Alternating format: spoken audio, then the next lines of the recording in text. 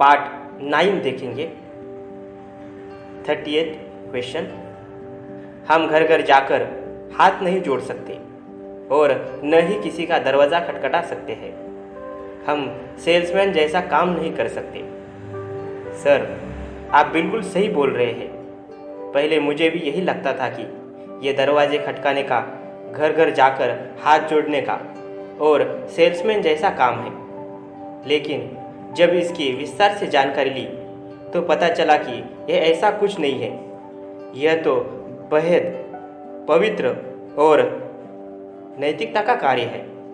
इसके माध्यम से हम लोगों को कुछ बेचने वाला या सेल्समैन नहीं बनाते हैं।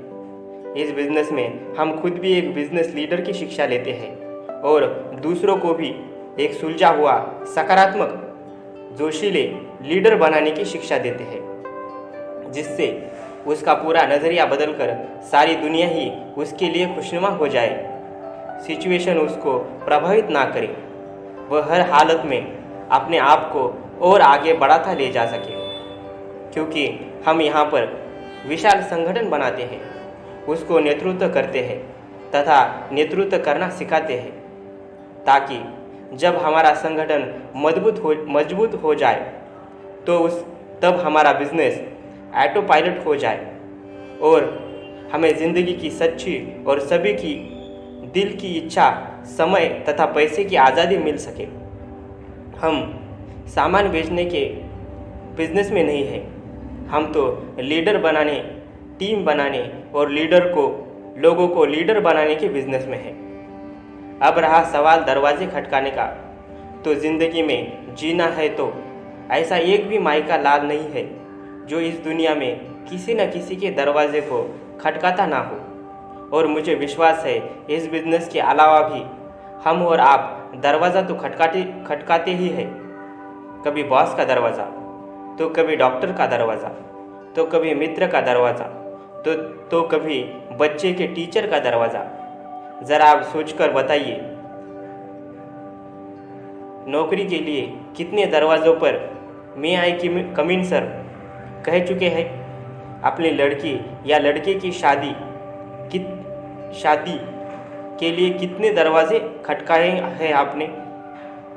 बच्चों को मनपसंद स्कूल में एडमिशन कराने के लिए कितने पापड़ बेले हैं आपने। अब आते हैं घर घर जाने की बात पर। यह बिजनेस हम साप्ताहिक मीटिंग एवं प्रेजेंटेशन के माध्यम से करते हैं। घर घर जाने का सवाल ही नहीं उठता।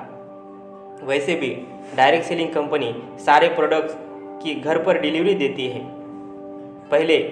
सबसे पहले बात तो यह है कि सेल्समैन का काम कोई लज्जाजनक काम नहीं है। दुनिया में सबसे ज़्यादा बिजनेस सेल्स के नाम पर ही होता है। इसीलिए सेल्समैन का काम भी उतनी ही इज्जत का है जितना कोई दूसरा काम। सेल में इन लोगों से 1000 गुना अच्छा है जो सेल्समैन इन लोगों से 1000 गुना अच्छा है जो घूस लेकर काम करते हैं। मैं सेल्समैन जैसा नहीं हूँ कहकर हम दो गलती एक साथ कर रहे हैं। पहली तो यह कि सेल्समैन को छोटा और खराब कहकर, और जो छोटी बुद्धि का सूचक है। और दूसरा ये कि आप ये गलत फहमी में भी पाल रहे हैं कि आप कुछ बेच नहीं रहे, क्योंकि हर इंसान समय, सेवा या विचार बेचता ही है। 39 आपने कौन सा तीर मार लिया है? आपको कितने का चेक आ रहा है? आप कब से इस बिजनेस में हैं और आज आपका लेवल क्या है? सर, आप बिल्कुल सही बोल रहे हैं। मैंने भी अपनी अपलाइन से यही सवाल किए थे, लेकिन मुझे एक वास्तविकता का पता चला कि यह बिजनेस एक अनूठा बिजनेस है। इसमें हम बंधे नहीं हैं। हम चाहे तो अपने स्पॉन्सर से ज़्यादा तीर मार सकते हैं, ज़्यादा सफलता ले सकते हैं। इसमें अगर हमारा स्पॉन्सर ने तीर भी मारा हो, लेकिन हमको तो तीर मारने का मौका दे ही देता है और हम चाहे तो ज़रूर तीर मार सकते हैं। वैसे भी सर, आजकल तीर मारने का ज़माना चला गया है। अब तो मिसाइल का ज़माना है। इसीलिए तो हम इस बिज़नेस में हैं। यहाँ पर हमारे जैसे या उससे भी नीचे के तबके के लोगों ने बढ़िया काम करके या यहाँ से अब 40-50 हज़ार रुपये महीना, 70-80 हज़ार रुपये महीना, 1 लाख से 2 लाख रुपये महीना भी भले ले रहे हैं। अब सवाल यह है कि आप अपने आप को कौन से श्रेणी में लाना चाहेंगे, क्योंकि दूसरे के कमीशन चेक से आपके विश्वास को बल तो मिलेगा, लेकिन मज़ा तो अपने चेक लेने में ही आएगा। 40 लोग क्या कहेंगे। कहीं भी मिलने जाएंगे तो लोग मिलने से कतराएंगे। क्या कहेंगे लोग, सबसे बड़ा है रोग। सर, आप बिल्कुल सही बोल रहे हैं। मैं भी यही सोचता था कि इस बिज़नेस में काम करूंगा तो लोग क्या कहेंगे, लेकिन मुझे एक बात बताई गई जो मेरे अंदर तक घर कर गई। इजाज़त हो तो शेयर करूं? हाँ ज़रूर, धन्यवाद। सर, मुझे बताया गया था कि लोग हर परिस्थिति में कहेंगे, चाहे आप कुछ भी करें। आपने भगवान शिव और पार्वती की कहानी सुनी होगी। जब ये दोनों घोड़े पर चले तो लोगों ने बोला, देखो इन लोग को घोड़े पर तरस नहीं आ रहा। दोनों जवान हैं और घोड़े पर बैठे हैं। जब पार्वती अकेली घोड़े पर बैठी तो बोला, कैसी स्त्री है, पति परमेश्वर होता है, उसको पैदल चला रही है और खुद घोड़े पर बैठी है।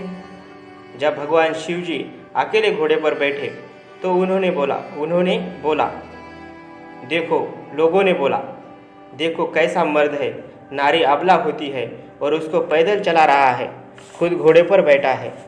अब ये दोनों पैदल चलने लगे तो लोग बोले, देखो कैसे मूर्ख है, साथ में घोड़ा है और दोनों पैदल चल रहे हैं। अब आप खुद ही बताओ, इसके अलावा भगवान शिव और पार्वती क्या कर सकते थे? जब लोगों ने भगवान को नहीं छोड़ा तो हम किस खेत की मूली है? वैसे मैं बताऊं, सब महान लोगों के साथ ये होता ही है, क्योंकि आप देख सकते हैं पूरी दुनिया में सबसे ज़्यादा अमेरिका के राष्ट्रपति का पुतला फूंका जाता है,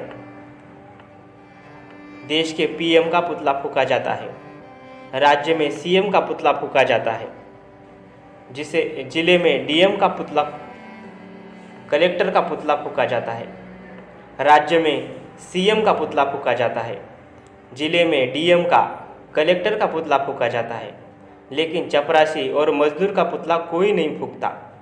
इसका मतलब ऊपर उठने वाले लोगों को विरोध तो सहना ही पड़ता है और जो सह जाता है वही पाता है। ऊपर उठते हैं तो भगवान लोगों के माध्यम से परीक्षा तो लेंगे ही। जितनी बड़ी परीक्षा उतनी बड़ी सफलता होती है। वैसे हम लोगों की चिंता ना करें, अपने कर्मों की चिंता करनी चाहिए। जैसे गुटखा खाने, सिगरेट पीने, शराब पीने, जुआ खेलने, झूठ बोलने, घूस लेने, बिना टिकट लिए प्लेटफॉर्म में घुसने, गलत साइड से गाड़ी निकालने में, सरकारी गाड़ी से बच्चों को स्कूल भेजने में, इनकम टैक्स का झूठा रिटर्न भरने में, सरकारी नौकर से घर का काम करवाने में, घर के आगे कचरा फेंकने में, सांप दीवार पर थूकने में, ऑफिस देर से जाने और जल्दी घर भाग आने में, गालियाँ बकने में, गंदे चुटकुले सुनाने में, गंदे एसएमएस भेजने में आदमी कहाँ सोचते हैं कि लोग क्या कहेंगे? तो फिर यहाँ क्यों बहानेबाजी करते हैं? वैसे भी किसी ने हमें समझदार कहा तो हम भूल गए, जब किसी ने कहाँ फंसा गया तो हमारे हौसले पस्त हो गए। ऐसे उधार की अदाओं पर जीने से फ़ायदा ही क्या है? क्यों सर, हमें खुद के मंतव्य पर जीना चाहिए या नहीं? कार्यों को कल पर टालना नहीं चाहिए, क्योंकि यही एक ऐसा बिजनेस है जिसे पार्ट टाइम में भी किया जा सकता है। 41 सब सही है साहब, आपकी हर बात ठीक है, पर मैं तो एक को भी राज़ी नहीं कर सकता। मेरे कहने से तो कोई नहीं आएगा। सर, आप सही बोल रहे हैं। पहले जब मैंने यह बिज़नेस देखा तो मुझे भी ऐसा ही लग रहा था कि मेरे कहने से कोई नहीं आएगा, लेकिन जब मेरे स्पॉन्सर ने बताया कि हमारे दिमाग में ऐसा क्यों आ रहा है कि हम किसी को राज़ी नहीं कर पाएंगे और हमारे कहने से कोई नहीं आएगा, तो इसका मतलब है यह कि हमारा आत्मविश्वास बहुत कम है और हमारे समाज में कोई सामाजिक प्रतिष्ठा नहीं है। सबसे पहले तो हमें अपने आत्मविश्वास को जागृत करना होगा, क्योंकि बिना आत्मविश्वास के आदमी कभी भी कामयाब नहीं हो पाता है। दूसरी बात, हमारी सामाजिक प्रतिष्ठा भी अच्छी होनी चाहिए। हमें ऐसे संगठन में जुड़ना चाहिए जहां हमें सम्मान मिले, और यह बिजनेस इन दोनों चीज़ों के अलावा कई अन्य चीज़ें भी दिलवाने में सक्षम है। दूसरा, इस बिजनेस में हमें राजी करना पड़ेगा, ऐसा कुछ नहीं है। यह तो ज़िंदगी बदलने वाला अवसर है जिसकी जानकारी कुछ लोगों को देनी होती है। जानकारी लेने के बाद इच्छुक और योग्य प्रॉस्पेक्ट खुद ही आपके साथ जुड़ने के लिए प्रेरित हो जाएगा, और जो इच्छुक नहीं है उसको हमें राजी करने की ज़रूरत नहीं है। दूसरा, इस बिजनेस में हम सब लोग प्रोडक्ट प्रमोट भी नहीं कर सकते हैं। यहाँ 10, 7, 4, 1 रूल कार्य करता है, इसलिए हमें चिंता करने की ज़रूरत नहीं है और ना ही खुद को अंडर एस्टिमेट करने की। शुरुआत में मुझे भी लगा कि पता नहीं टीम बना पाऊंगा या नहीं, लेकिन आज मुझे ये कहते हुए फ़ख्र है कि 2 की नहीं, 20 की नहीं, 200 की नहीं, मेरी टीम लगातार बढ़ ही रही है। वैसे हमारे अपलाइन ऐसे हैं जिनकी टीम हज़ारों लाखों की है, तो हमारी और आपकी क्यों नहीं हो सकती। 42, ये टोपी पहनाने का धंधा है। आपको किसी ने पहना दी तो हमको पहनाने चले आए। आप बिल्कुल सही बोल रहे हैं सर, यह टोपी पहनाने का ही बिजनेस है, लेकिन ये टोपी पहनकर बहुत सारे लोगों ने अपनी और अपने परिवार की ज़िंदगी बदली है, बॉस से छुटकारा पाया है, देश विदेश की यात्रा की, अपने नाम के साथ करोड़पति लगाया है, साइकिल से कार तक पहुँचे हैं। ये ऐसी टोपी है जो ठंड, गर्मी और बरसात से बचने में काम आती है। ये मंच, माइक और माला भी दिलाती है। इस टोपी को पहनने के बाद लोग ज़्यादा स्मार्ट और ज़्यादा आत्मविश्वासी बन जाते हैं। इस टोपी को पहनकर बहुत लोगों के परिवार में खुशियाँ आई है। इस टोपी को पहनने से परिवार में सुकून मिलता है। ऐसी टोपी को तो मैं पहनूंगा ही, लेकिन ये खुशियों भरी टोपी पूरी दुनिया को पहनाने के लिए तैयार हूँ। मुझे लगता है कि आपको भी इसे पहनने में देरी नहीं करनी चाहिए। 43, मान लीजिए कि मैंने किसी को फंसाकर मेंबर बना ही लिया, पर 2 आगे मेंबर नहीं बना पाया, तो वो मुझे गाली देगा कि नहीं? मुझे उसकी आह लगेगी कि नहीं? सर, आप बिल्कुल सही बोल रहे हैं। पहले मेरे दिमाग में भी यही बात आई थी, लेकिन इस बिज़नेस को जब मैंने गहराई से समझा तो पता चला कि इस बिज़नेस में फंसाना या गाली देना या आह लगने जैसी कोई बात ही नहीं है, क्योंकि यहाँ पर हम किसी को मेंबर नहीं बनाते। हम तो इस बिज़नेस में कुछ ब्रांडेड प्रोडक्ट को शेयर करते हैं तथा उन प्रोडक्ट को लेने के बाद आगे रिकमेंड करके एक संगठन बनाने पर उसके प्लान में बताए गए आधार पर एक निश्चित कमीशन मिलता है। अब इस परिस्थिति में उस आदमी को हर हालत में या तो फ़ायदा होगा या बहुत बड़ा फ़ायदा होगा। अगर उसने आगे टीम नहीं बनाई, संगठन नहीं बनाया, तो उसको पैसे के बदले में प्रोडक्ट या बीमा पॉलिसी का फ़ायदा तो मिलेगा ही मिलेगा। लेकिन ज़रा सोचिए, आगे उसने मेहनत करके टीम वर्क में मिलकर अपना संगठन बना लिया, तो उसको कभी न रुकने वाली आमदनी पीढ़ियों दर पीढ़ी मिलती ही रहेगी। इसलिए हम कहते हैं या तो फ़ायदा होगा या बहुत बड़ा फ़ायदा होगा। वैसे यहाँ हम काम करने के पैसे मिलते हैं और कमीशन मिलता है, ये कोई नई बात तो नहीं है। हर जगह पर प्रोडक्ट खरीदने के पैसे लगते हैं और हर जगह काम करने के पैसे मिलते हैं। तो फिर यहाँ पर क्या कोई बाबा जी का भंडारा है कोई काम भी नहीं करेगा, गाली देगा और आपको आहें लगेगी। इस बात की कोई तुक नहीं है, ये महज एक भ्रम है और इस बिजनेस को नहीं समझना अज्ञानता का उदाहरण है। जो इस बिजनेस को समझ लेगा वह कभी भी ऐसी बातें नहीं करेगा। मैं ज़रूर सलाह देना चाहूँगा कि आप कुछ मीटिंग और प्लान में जाकर अच्छे से समझने की कोशिश करें और इस नायाब बिजनेस का फ़ायदा उठाइए। 44 मेरे सर्किल में कोई ऐसा नहीं है जो इसे करना चाहेगा। सर, आप बिल्कुल सही बोल रहे हैं। मुझे भी ऐसा ही लगा था कि मेरा कोई ऐसा सर्कल नहीं है, लेकिन जब पता चला कि इस बिज़नेस को करने के लिए कोई ज़रूरी नहीं है कि आप केवल अपने सर्कल में ही कर सकते हैं। यही एक ऐसा बिज़नेस है जिसे हम पूरे भारत में कहीं भी कर सकते हैं और हम प्रतिदिन अपना सर्किल नया बना सकते हैं। इसीलिए चिंता नहीं करना, आप करने की ठाने तो रास्ता अपने आप दिखाई देने लग जाएंगे। 45 मैं तो मेंबर बन जाऊंगा, लेकिन आगे मेंबर नहीं बना पाऊंगा।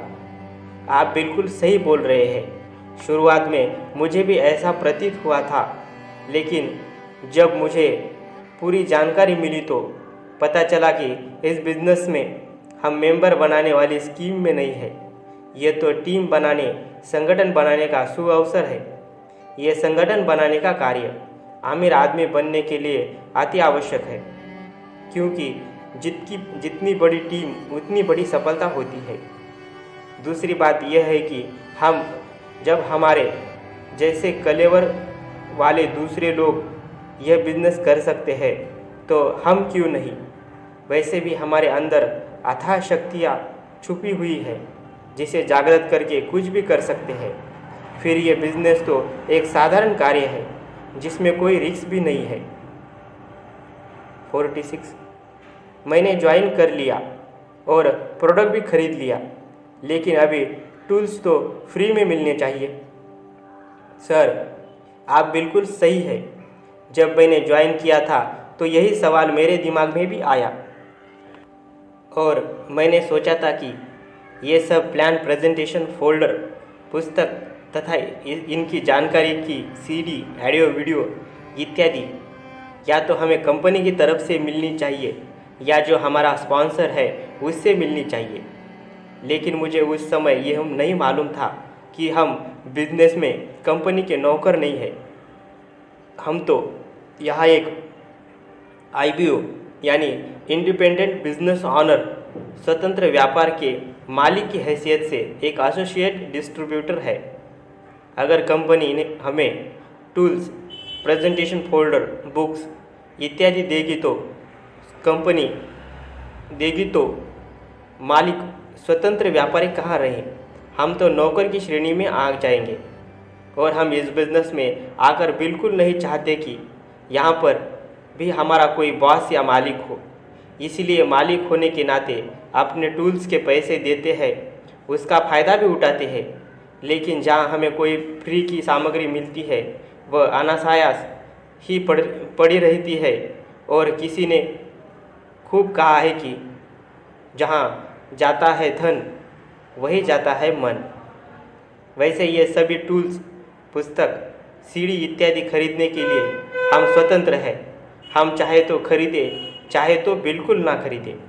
लेकिन हमें मालूम नहीं, इन टूल्स की छोटी सी कीमत देकर हम ढेर सारा फ़ायदा उठाते हैं। मैं तो यहाँ कहूँगा कि टूल्स पर होने वाला एक्सपेंस खर्च नहीं है, ये तो एक समझदारी भरी इन्वेस्टमेंट है जिससे निश्चित फ़ायदा मिलता है। बस हमें लेने के लिए उन्हें प्रयोग करना है। वैसे भी हम अपनी ज़िंदगी को फास्ट स्पीड देने के लिए जिन टूल्स का प्रयोग करते हैं वो हमारी स्पीड बढ़ाकर हमारा समय बचाते हैं, जैसे बाइक्स, ट्रेन, कार, एरोप्लेन इत्यादि।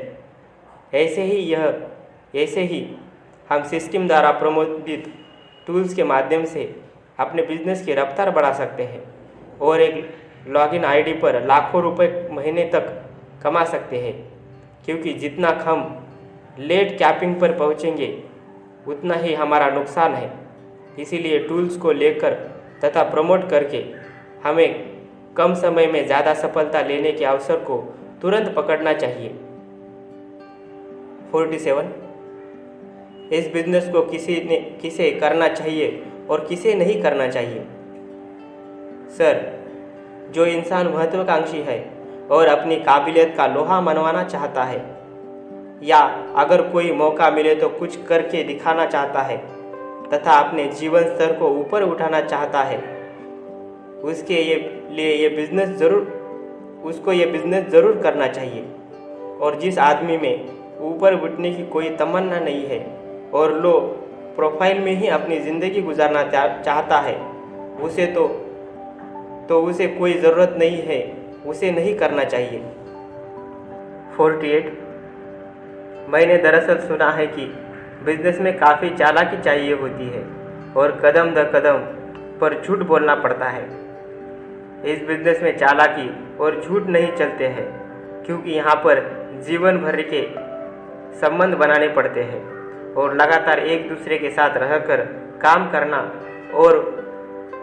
है। और आप समझ सकते हैं कि झूठ और चालाकी के दम पर लंबे समय तक संबंध या रिश्ते नहीं चलते, वे तो सच्चाई और एक दूसरे पर विश्वास से चलते हैं।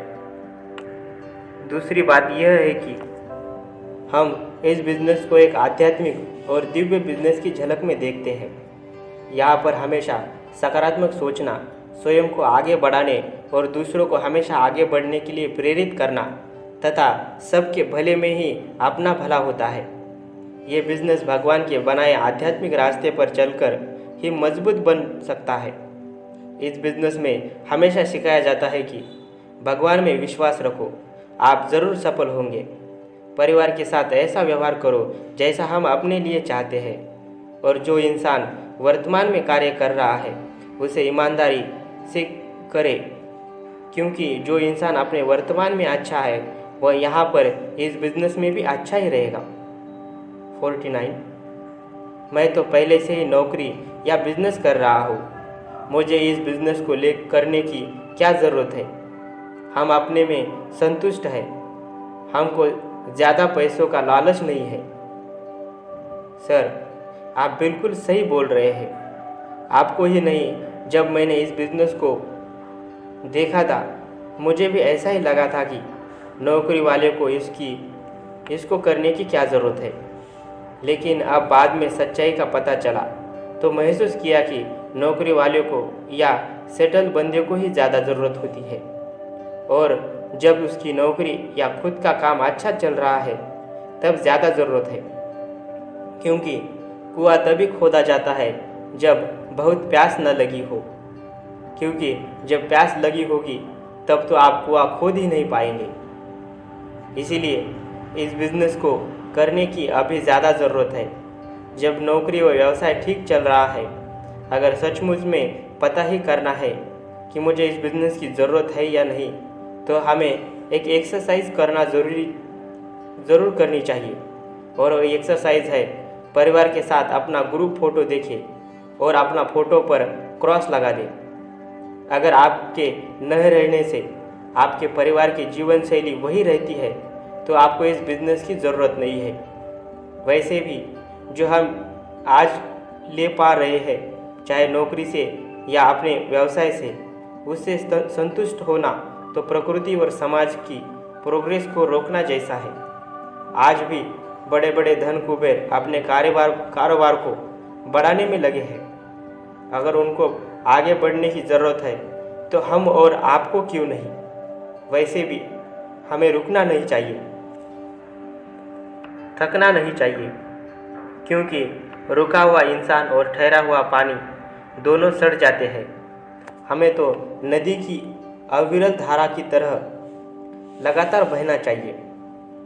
50 आपने तो सर 5 मिनट में हमें करोड़पति बनाने का रास्ता बता दिया। क्या आमिर बनना इतना आसान काम है? आप बिल्कुल सही कह रहे हैं, लेकिन सर आप ये बताइए, गरीबी में रहना कौन सा आसान है, वह भी इस महंगाई के ज़माने में? निसंदेह इस बिजनेस को करने में जो कुछ भी चैलेंज आते हैं वे अस्थायी होते हैं, लेकिन इसमें काम न करने से जो समस्या आएगी वे तो स्थायी रहेगी। अनुशासन और पछतावा दोनों ही कष्टकारक है। ज़्यादातर लोगों को इनमें से एक को चुनना होता है। ज़रा सोचिए, इन दोनों में से कौन ज़्यादा तकलीफ दिए है।